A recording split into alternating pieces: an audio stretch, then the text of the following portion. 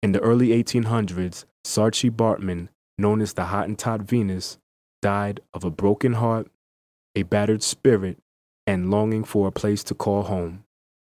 In the summer of 2006, she was resurrected by an intriguing exotic art series called The Venus Revolution. This is the story.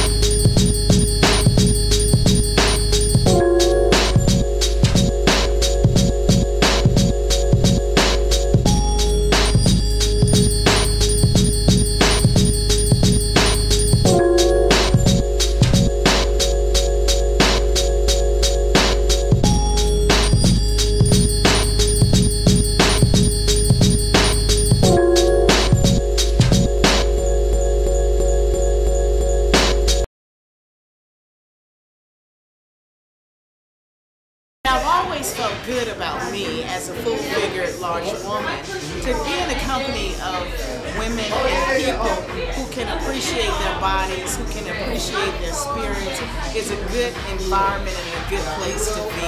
I love that Hotep put together this exhibition. I think the story is intriguing. It's a story that I've known for about 5 years. I think today it's especially relevant.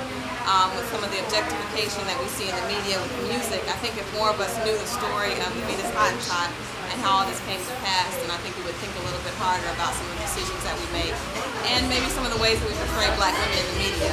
I feel very pleased to be a part of the exhibit, the event. I think that art should be inspiring, educational, spark conversation, interesting to look at, and I think that this show has kind of captured all of those aspects of art. For me, what I was most intrigued by was the story around the whole Hottentot Venus. I feel honored to be a part of it, actually. Once I read up on her, it just makes me feel so much better about myself, knowing what she went through. I feel like I was celebrated. You know, the being chosen to even be a model was something that was just exciting. I mean, I represented Saartjie Baartman in the best way that I could. This is how I am, and this is how she was, and this is how she should have been celebrated. I spoke with one of the organizers here about expanding what they're doing. If I can utilize what I have, the radio station and the publicity that I have to make this a bigger thing, because it's women of curves all over the country. They're not just in Atlanta, they're not just in Georgia, they're all over the country. First and foremost, let me make it clear that I've always been a fan of plus-size women. My mother says it comes from a childhood infatuation of one of my aunts. When I got older, I began to grow tired of the never-ending images of thin, narrow women in movies, magazines, and videos. It was this frustration that led me to create the Venus Revolution. I wanted to create a movement that not only changed the way society viewed these women, but also, more importantly, how these women saw themselves. In order to accomplish this goal, I methodically designed the Venus Revolution to be sexy because sex sells, controversial because controversy piques people's interest, and 3, historically and culturally based because we all know that his story is oftentimes not our story. Right now we're at the Georgia World Congress Center.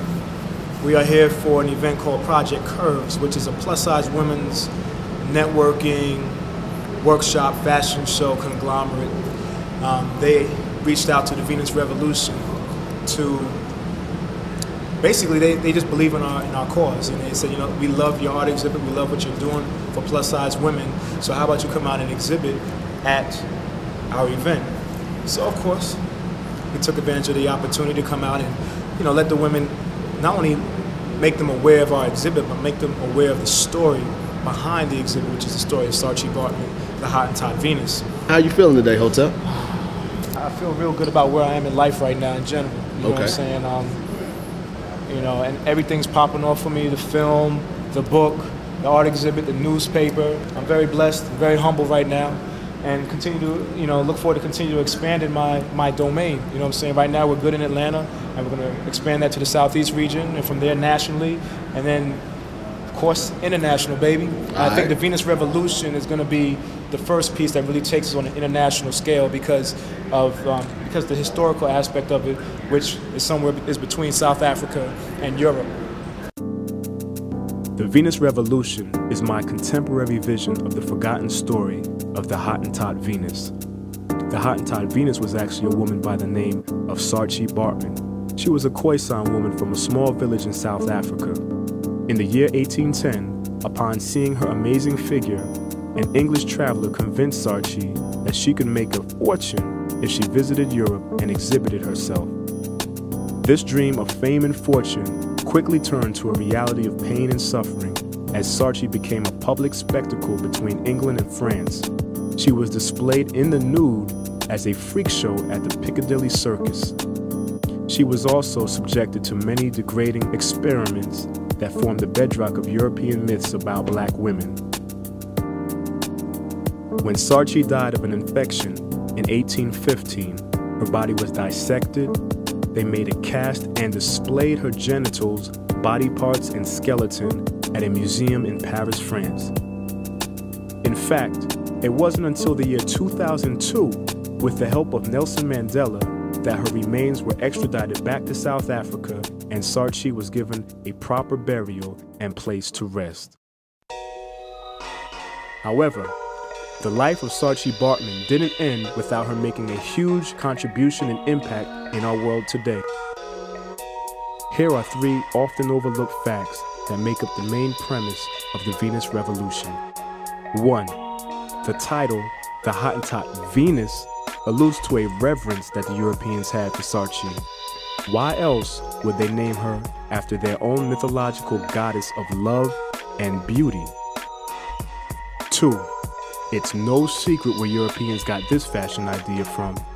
It's a fact that the fascination with the shape of Saartjie Baartman led to the creation and popularity of the corset and large blossoming dresses worn by European women of the time.